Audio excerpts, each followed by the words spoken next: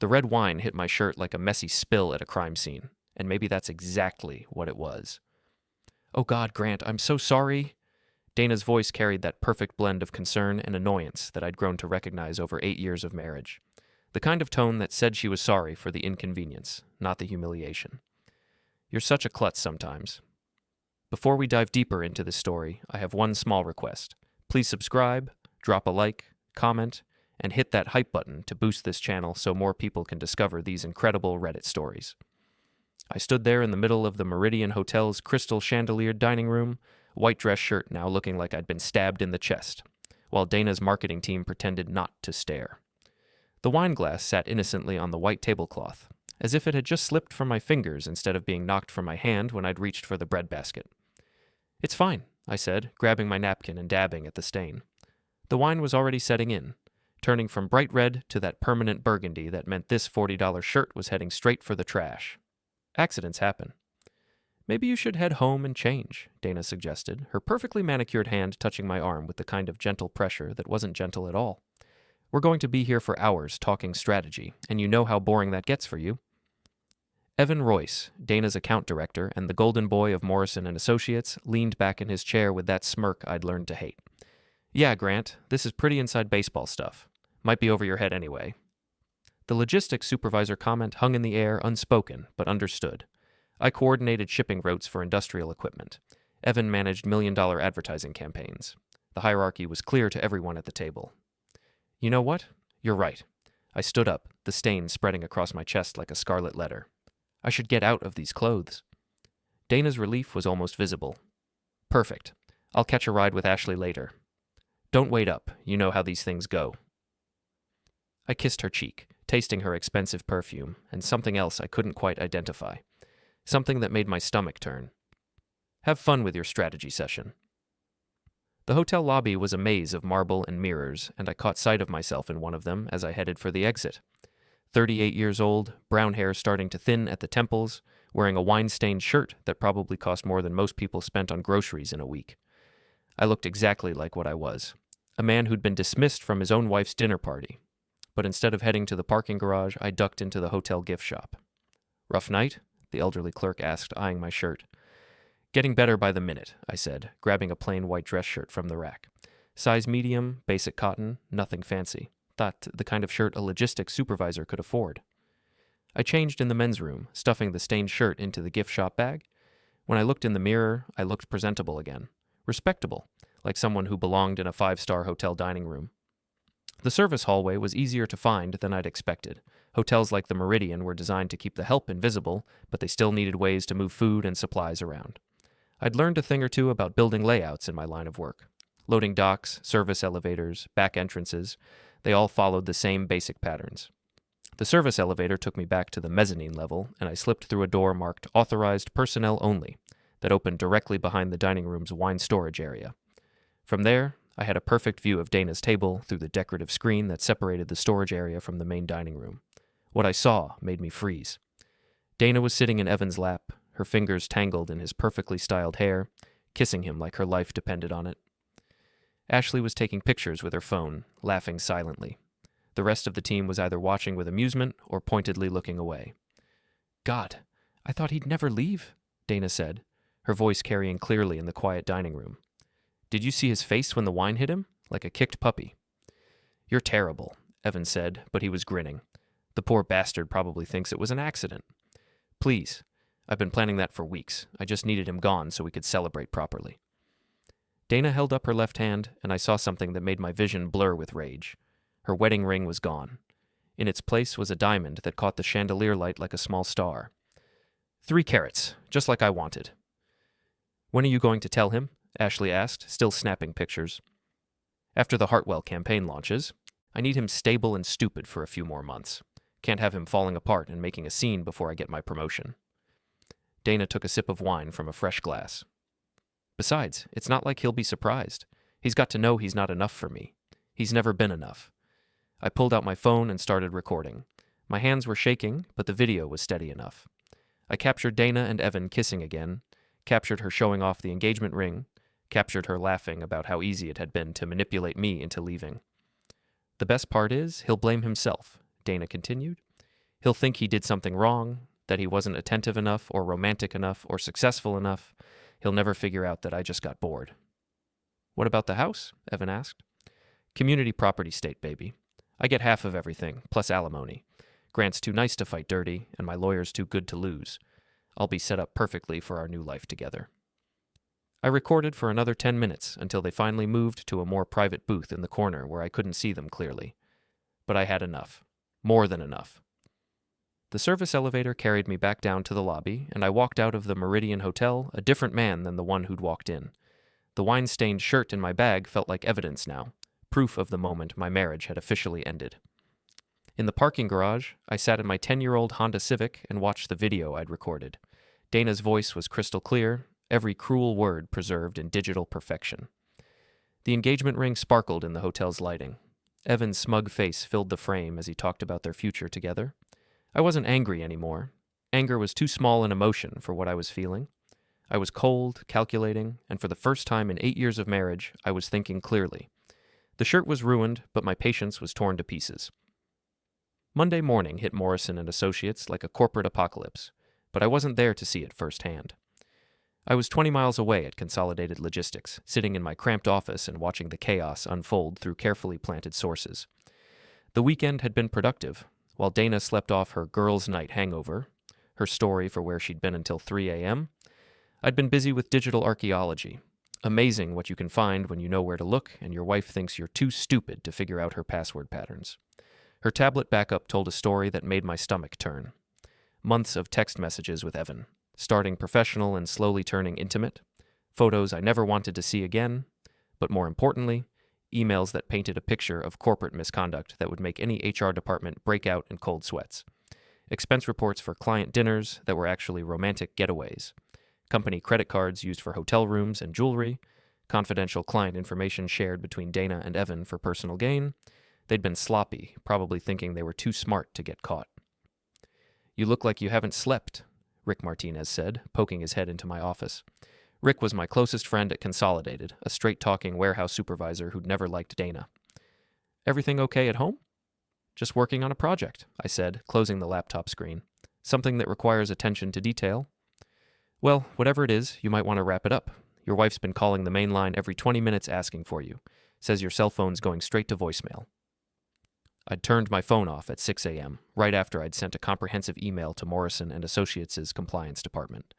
The email had been sent from an anonymous account, but it contained enough specific details and attached evidence to launch a full investigation.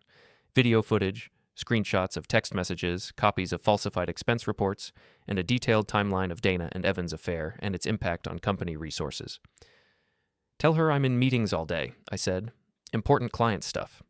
Rick raised an eyebrow but didn't push. "Your funeral, man." By noon, my personal phone was buzzing with frantic messages from Dana. The first few were confused.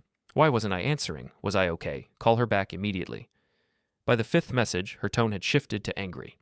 By the 10th, she was in full panic mode. "Grant, I don't know what kind of game you're playing, but you need to call me back right now. Something's happened at work, and I need to talk to you." The last message came at 2:17 p.m. "I'm coming to your office. We need to talk." She arrived at 2:45, storming through Consolidated's lobby like an avenging angel in a designer suit. I watched from my office window as she argued with the receptionist, her perfectly styled blonde hair catching the afternoon light. Even in crisis mode, Dana looked like she'd stepped out of a magazine. It was one of the things that had attracted me to her in the first place, back when I was stupid enough to think that surface beauty meant anything. "Mr. Mercer?" The receptionist's voice crackled through my desk phone. "Your wife is here to see you. She says it's an emergency." "Send her up." Dana's heels clicked against the industrial flooring like gunshots as she made her way to my office. When she burst through the door, her face was flushed with anger and something else I'd never seen before. Fear. "What did you do?" she demanded, slamming the door behind her. I leaned back in my chair, studying her face. Up close, I could see the cracks in her perfect facade. Her makeup was smudged around her eyes like she'd been crying. Her hands were shaking slightly. "I'm not sure what you mean." "Don't play dumb with me, Grant. HR called me and Evan into separate meetings this morning. They have photos, emails, financial records. Someone sent them everything." "Everything about what?" Her eyes narrowed. "You know exactly what. The question is how you found out and what you think you're going to accomplish by destroying my career."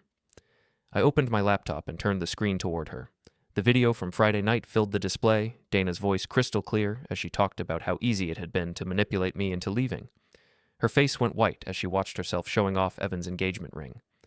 "I think the real question is what you thought you were going to accomplish by destroying our marriage," I said quietly. "But I guess I have my answer. 3 carrots and a promotion, right?" Dana sank into the chair across from my desk, the fight going out of her like air from a punctured balloon. "How long have you known?" "Since Friday night. Amazing what you can see when you're not supposed to be looking." "Grant, I can explain." "Can you? Can you explain why you've been stealing from your company to fund your affair? Can you explain why you've been planning to divorce me while pretending everything was fine? Can you explain why you thought I was too stupid to figure it out?" She was crying now, real tears that smeared her mascara and made her look human for the first time in months. It wasn't supposed to happen like this. I never meant for things to go so far. "Which part? The affair? The embezzlement? Or the part where you called me a kicked puppy in front of your entire team?" "You recorded us." "I documented evidence of corporate misconduct and marital infidelity. What happens next depends on how this plays out." Dana wiped her eyes with the back of her hand, leaving streaks of makeup on her wrist. "What do you want?" "I want you to go home and pack your things. I want you to move in with Evan or Ashley or whoever will have you, and I want you to stay away from me while HR and the lawyers figure out how much trouble you're in." "Grant, please. We can work this out. It was a mistake, a stupid mistake. I love you." "No, you don't. You said so yourself. I've never been enough for you. The only mistake you made was getting caught." She stood up, smoothing her skirt and trying to regain some composure. "You're going to regret this. When the dust settles and you're sitting alone in that house, you're going to realize what you threw away." "Maybe, but I'll sleep better knowing I'm not married to someone who thinks I'm too stupid to tie my own shoes." After she left, I sat in my office and waited for the next phase to begin. I didn't have to wait long. At 4:30, my phone buzzed with a text from Ashley. "Holy shit, Grant. Dana and Evan are both suspended pending investigation." "What the hell happened?" I typed back. "Justice." By 6 p.m., the story was spreading through Morrison and Associates like wildfire. Ashley, who'd never been able to keep a secret, was apparently sharing details with anyone who would listen. The photos she'd taken on Friday night, the ones she'd thought were so funny, were now evidence in a corporate investigation. I drove home to find Dana's car gone and half her clothes missing from our bedroom closet. She'd left her wedding ring on the bathroom counter next to a note that said simply, "I'm sorry." I picked up the ring and held it up to the light. It was a modest diamond, nothing fancy. The kind of ring a logistics supervisor could afford on a payment plan. Not 3 carats, not a star that caught chandelier light, just a simple promise that had been broken the moment she'd put it on. I dropped it in the kitchen garbage disposal and flipped the switch. The grinding sound was satisfying in a way I hadn't expected. My phone rang at 8:47 p.m. Dana's number. "The house is so quiet without you," I answered. "Grant, we need to talk. This whole thing has gotten out of hand. HR is talking about criminal charges. They're freezing my accounts, investigating every expense report I've filed in the past 2 years." "Sounds like a thorough investigation." "You don't understand. If they press charges, I could go to jail. My career will be over. Everything I've worked for?" "Everything you stole, you mean?" "It wasn't stealing. Those were legitimate business expenses." "Hotel rooms where you slept with your coworker aren't business expenses, Dana. Jewelry purchased with company credit cards isn't a business expense. Client information you shared with Evan so he could poach accounts isn't a business practice, it's corporate espionage." The line was quiet for a long moment. When she spoke again, her voice was small and desperate. "What can I do to fix this?" "You can't. You can accept the consequences of your choices and hope that your lawyer is as good as you think he is." "I never meant to hurt you." "Yes, you did. You just never meant to get caught." I hung up and turned off my phone. Tomorrow would bring new developments, new revelations, new opportunities for justice. But tonight, for the first time in months, I was going to sleep peacefully. The shirt might have been ruined, but my conscience was finally clean. Tuesday morning brought chaos that exceeded even my expectations. I arrived at Consolidated to find 3 missed calls from Ashley and a voice message that made me smile for the first time in days.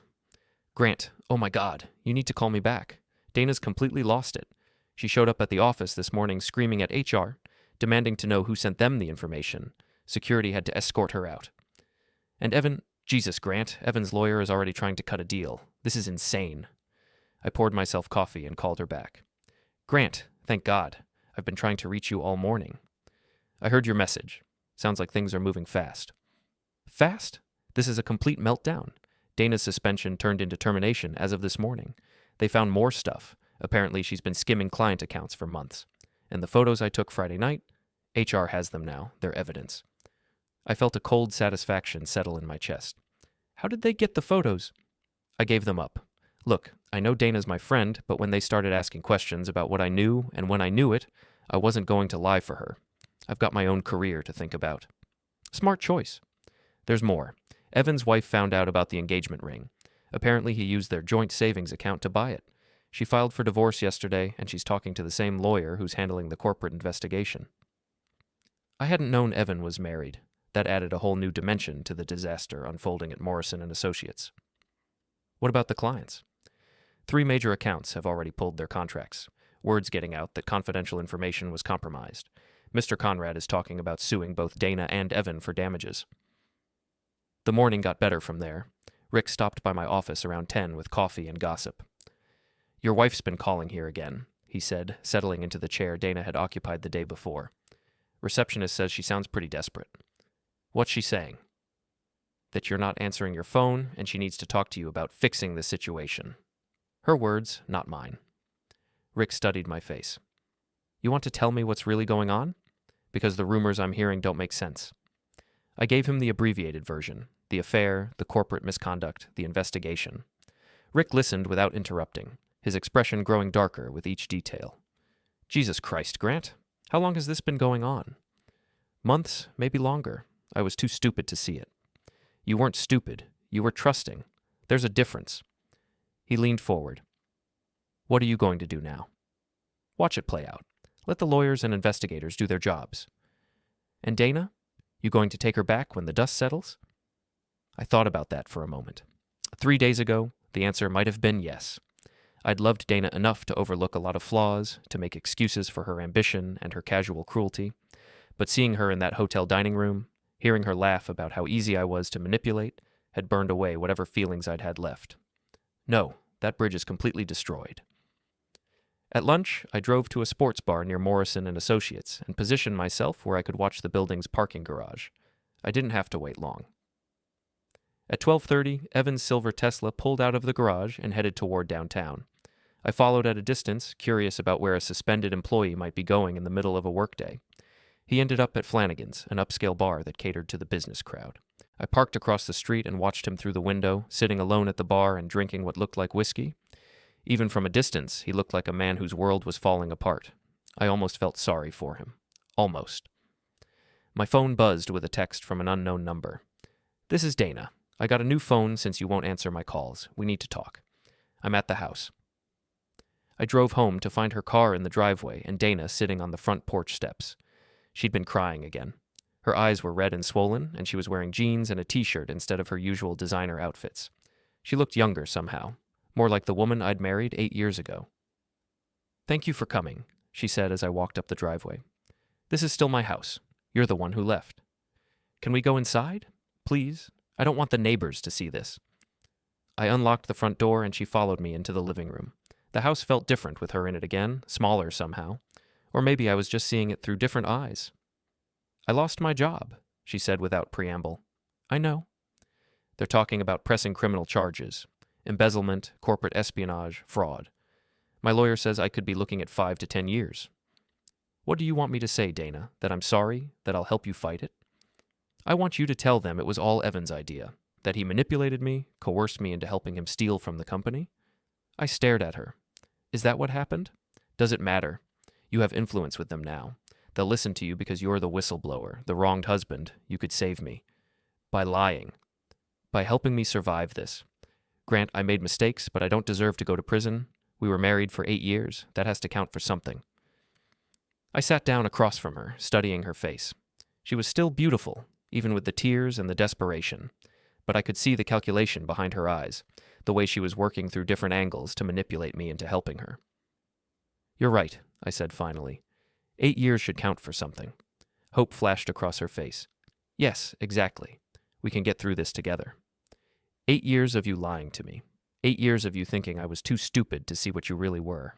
8 years of me making excuses for your selfishness and your cruelty. You're right. That should count for something. The hope faded in her eyes. Grant, it counts as evidence that you've been planning this for a long time. That Friday night wasn't a moment of weakness or a mistake. It was the culmination of years of contempt and manipulation. She was crying again, but this time it felt performative. Calculated tears designed to make me feel guilty. I never meant for things to go this far. I love you. No, you don't. You love what I represented. Stability, security, someone you could control, but you never loved me. That's not true. Prove it. Tell me one thing you love about me that isn't related to what I can do for you. She opened her mouth, then closed it again. The silence stretched between us like a chasm. I thought so, I said. She stood up abruptly, anger replacing the fake tears. Fine. You want to be vindictive? You want to watch me burn? Go ahead. But remember this moment when you're sitting alone in this house, wondering what your life might have been like if you'd been man enough to fight for your marriage. I am fighting for my marriage. I'm fighting to end it. After she left, I called my lawyer and scheduled an appointment to discuss divorce proceedings. Then I opened a bottle of beer and sat on the back porch, watching the sun set over the suburban landscape that had been my prison for the past 8 years. My phone buzzed with a text from Ashley. Dana came by the office again. Security wouldn't let her in. She was screaming about you in the parking lot. People were recording it. I typed back, "Send me the video." The video was everything I could have hoped for. Dana, standing next to her car in the Morrison & Associates parking lot, shouting about how I'd destroyed her life out of jealousy and spite. Her voice was shrill, her gestures wild. She looked unhinged, desperate, nothing like the polished professional she'd always prided herself on being. In the background, I could see office workers watching from the building's windows. Some of them were holding up phones, recording her meltdown for posterity. He's a pathetic loser who couldn't handle being married to someone successful, she screamed at no one in particular. He's trying to destroy me because he knows I'm better than him. The video ended with security guards approaching and Dana getting in her car and speeding away. I forwarded the video to my lawyer with a note. Additional evidence of instability. Might be useful in divorce proceedings. Then I opened another beer and started planning the next phase of my revenge. Dana thought she'd seen me at my worst, but she had no idea what I was capable of when I stopped being nice. The unraveling was just getting started. Wednesday brought news that made my morning coffee taste like victory. Rick called before I'd even left for work. "Turn on Channel 7, he said without preamble. The local morning news was running a story about corporate misconduct at Morrison & Associates. Dana's employee photo filled the screen while the anchor discussed embezzlement charges and compromised client accounts. They didn't mention her name, probably legal reasons, but anyone who knew her would recognize that perfectly styled blonde hair and professional headshot smile. Former employee Dana Mercer and account director Evan Royce are facing multiple felony charges related to the theft of company funds and client information, the anchor read. The investigation began after an anonymous tip led auditors to discover falsified expense reports and unauthorized use of corporate credit cards. My phone rang. Dana's new number. "Did you see the news?" Her voice was tight with panic. "Good morning to you, too." "They used my name, Grant, my full name. Everyone I know, everyone I've ever worked with. They're all going to see this." "Probably. Local news has a pretty wide reach." "You did this. You fed them information." "I reported corporate misconduct to the appropriate authorities. What they do with that information is up to them." "My parents saw it. My father called me this morning and told me not to come home for my mother's birthday next week. He said I was an embarrassment to the family." I felt a flicker of something that might have been sympathy, but it faded quickly. Actions have consequences. "Evan's blaming everything on me. His lawyer contacted mine yesterday and said he's going to testify that I was the mastermind, that I seduced him into helping me steal from the company." Was he wrong? Of course he was wrong. It was his idea to use the company cards for hotels. He's the one who suggested we share client information. I just went along with it. Because you were in love. Because I was stupid. God, Grant, I was so stupid. For a moment, she sounded like the woman I'd married. Vulnerable, uncertain, human. But I'd learned not to trust Dana's moments of apparent honesty. "What do you want from me?" "I want you to tell the truth. That Evan was manipulating both of us, that he's the real criminal here." "And what's the truth, Dana?" Silence on the other end of the line. "That's what I thought," I said, and hung up. At work, I found myself in the unusual position of being a minor celebrity. Word had spread through Consolidated's rumor mill that I was the whistleblower who'd brought down Morrison and Associates' golden couple. People who'd barely acknowledged my existence before were stopping by my office to offer support or ask for details. "I never liked her," said Janet from accounting, a woman who'd met Dana exactly twice at company Christmas parties. "She always seemed fake to me. Too perfect, you know?" "You're better off without her," added Mike from the loading dock. "My ex-wife was the same way, thought she was too good for regular people. Now she's married to some accountant and miserable as hell." The attention was flattering but exhausting. By lunch, I needed to get away from the office and the constant stream of well-wishers and gossip seekers. I drove to a sandwich shop across town and was surprised to find Evan sitting alone at a corner table, staring at his untouched food. He looked terrible. His usually perfect hair was disheveled, his expensive suit was wrinkled, and he had the hollow-eyed look of a man who hadn't slept in days. When he saw me, his face went through a series of emotions: surprise, anger, resignation. "Grant." He stood up as I approached his table. "I wasn't expecting to see you here." "Small world. Can we talk, please, just for a minute?" I looked around the sandwich shop.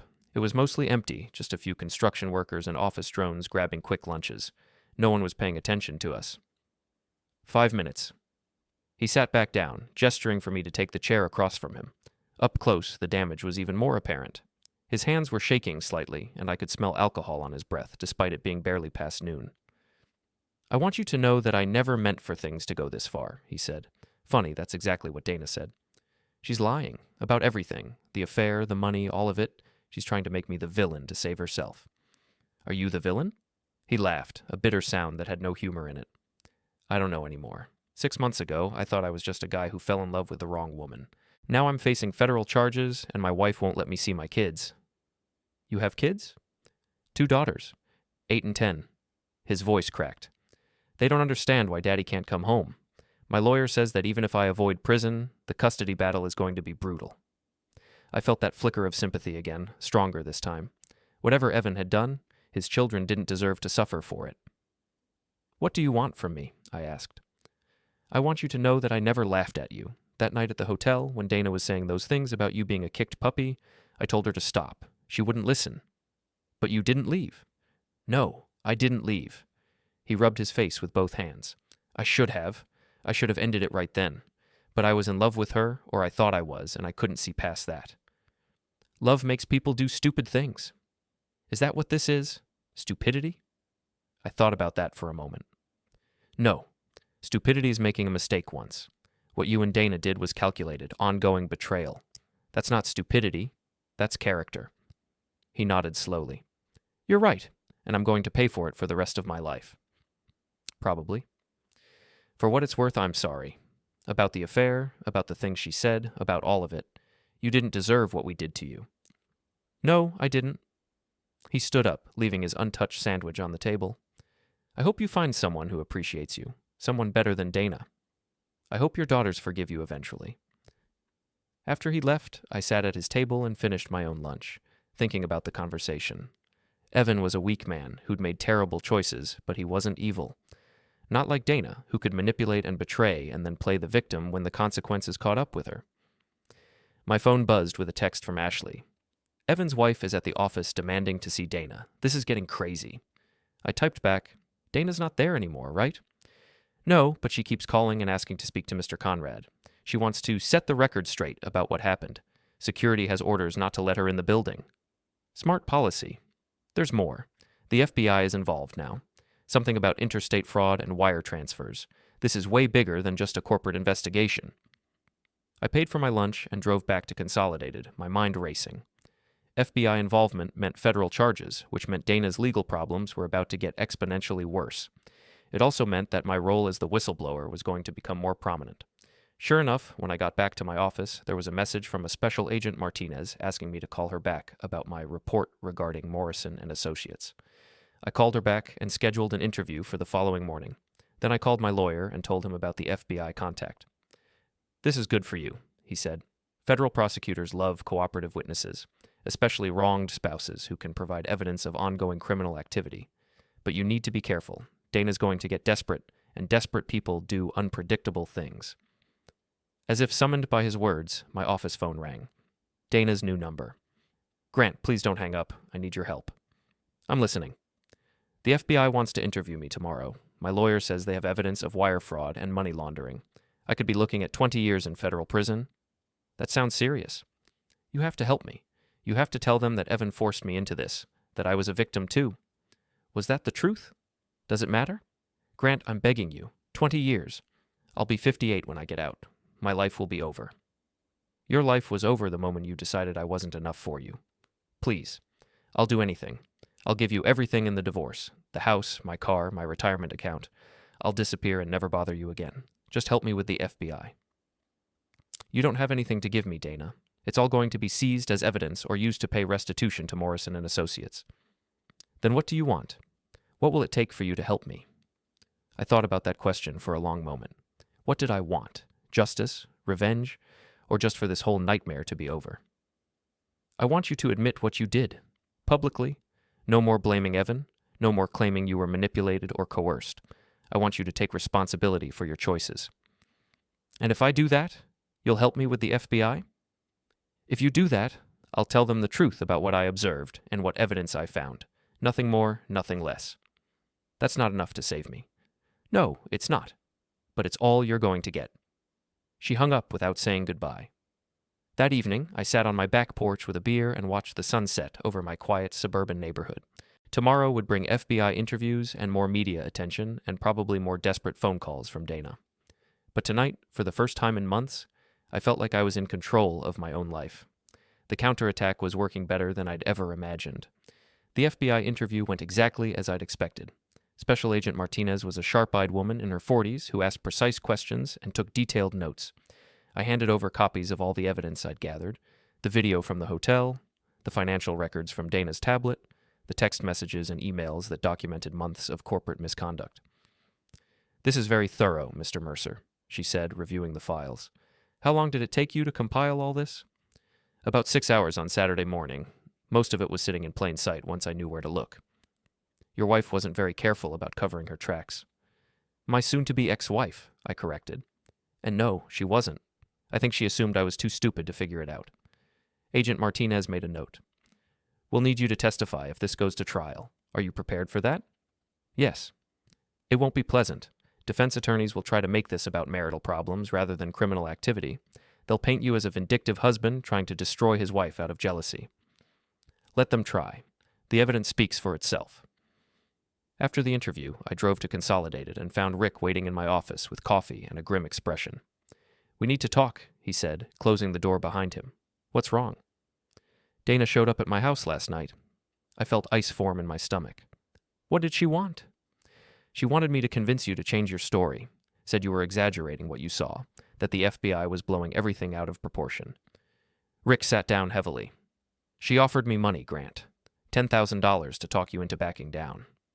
"Jesus. What did you tell her?" "I told her to get the hell off my property before I called the cops. But she's not giving up. She's desperate, and desperate people do stupid things." As if on cue, my phone rang. Ashley's number.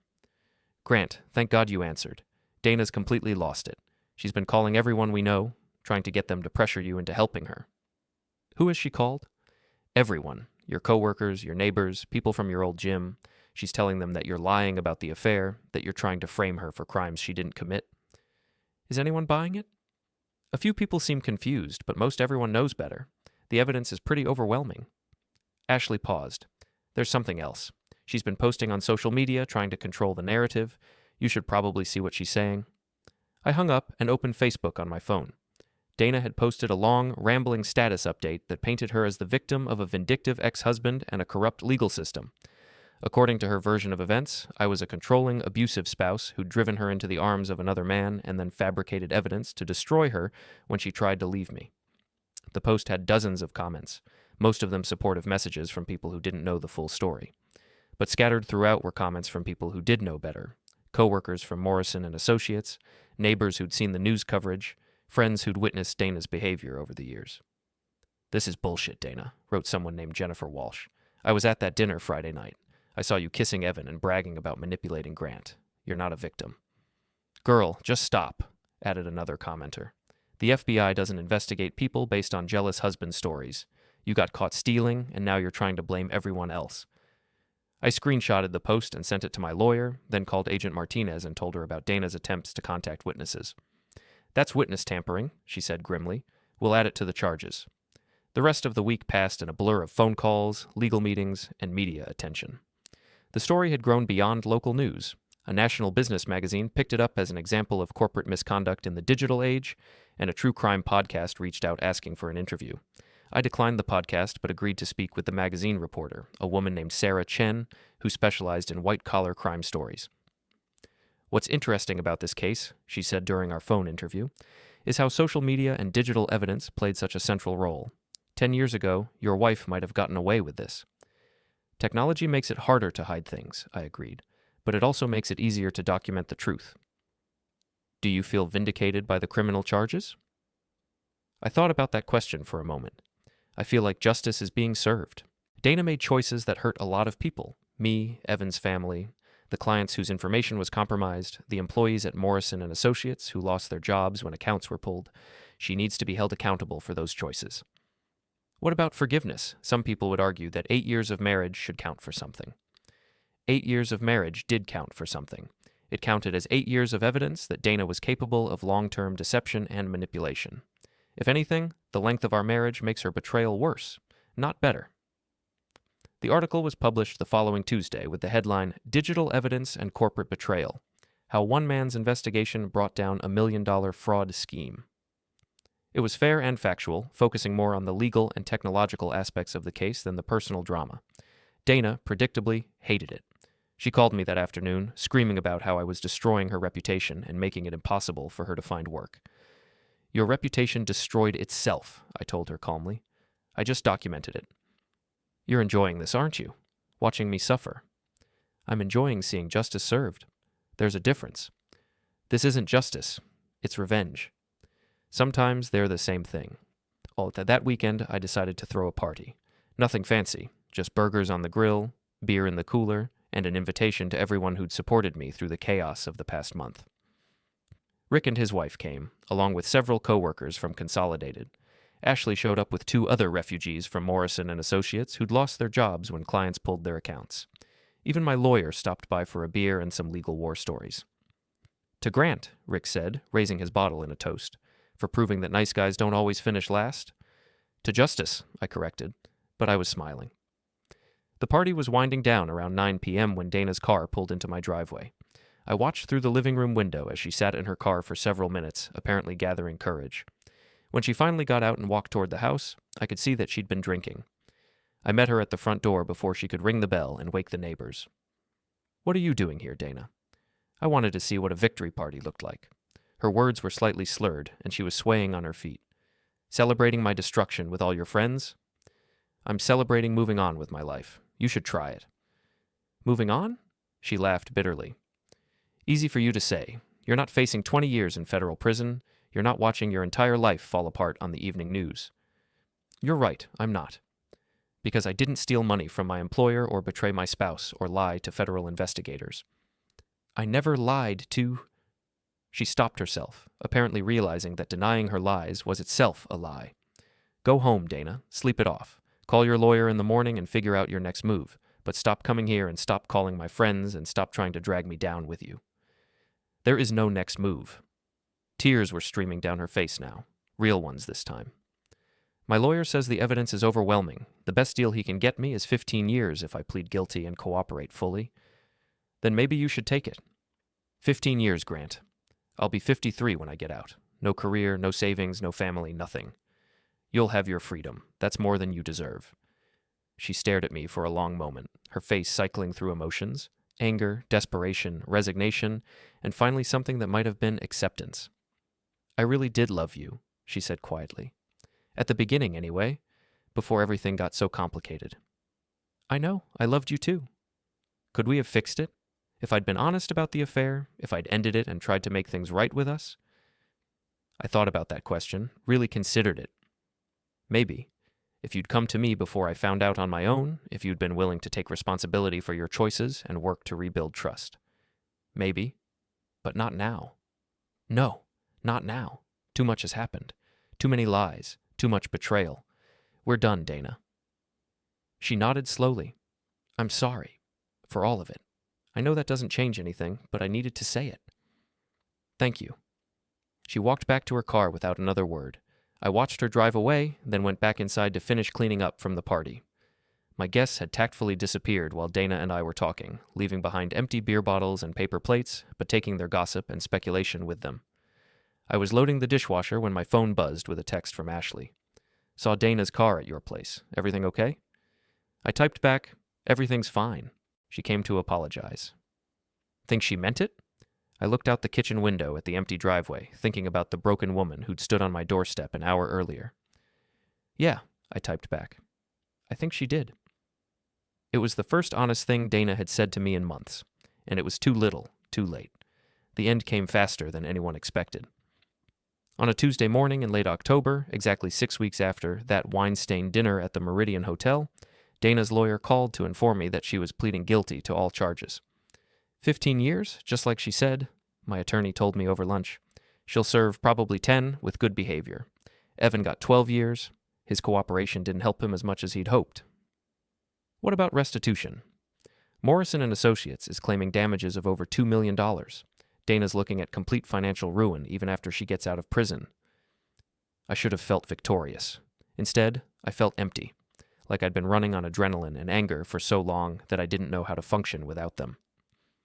That evening, I was sitting on my back porch with a beer when Ashley called. Did you hear? Dana's having some kind of breakdown. She's been calling everyone, saying she wants to make amends before she goes to prison. What kind of amends? Apologizing, mostly. She called Mr. Conrad and confessed to stealing client information.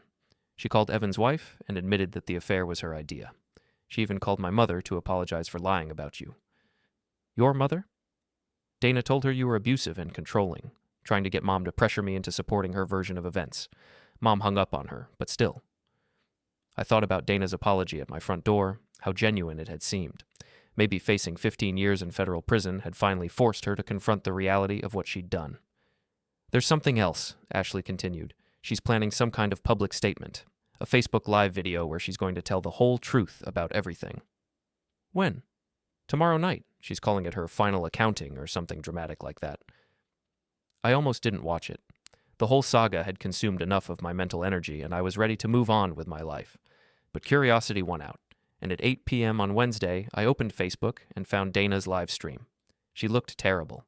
Her hair was unwashed and pulled back in a messy ponytail, her face was pale and drawn, and she was wearing a plain gray sweatshirt that made her look younger and more vulnerable than I'd seen her in years. She was sitting in what looked like a hotel room, probably the extended stay place where she'd been living since our separation. Hi, everyone, she began, her voice shaky. I know a lot of you have been following the news about my legal troubles, and I wanted to set the record straight about what really happened. Over the next 30 minutes, Dana laid out the entire story in excruciating detail. The affair with Evan, the theft of company funds, the manipulation, and lies. She took full responsibility for everything, admitting that she'd tried to blame others when the truth came out. Grant didn't fabricate anything, she said, looking directly into the camera. Everything he reported to the FBI was true. I did steal money from my company. I did betray my husband. I did try to manipulate witnesses and obstruct the investigation. Grant was a good husband who deserved better than what I gave him. The comments section was brutal.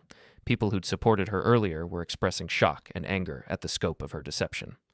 Former friends were sharing their own stories of Dana's manipulation and lies. It was a public execution, and Dana was providing the rope. I'm going to prison for 15 years, she continued. I deserve it. I made choices that hurt a lot of people, and now I have to face the consequences. I just wanted everyone to know the truth before I disappear from your lives. The stream ended abruptly, Dana reaching forward to turn off the camera mid-sentence.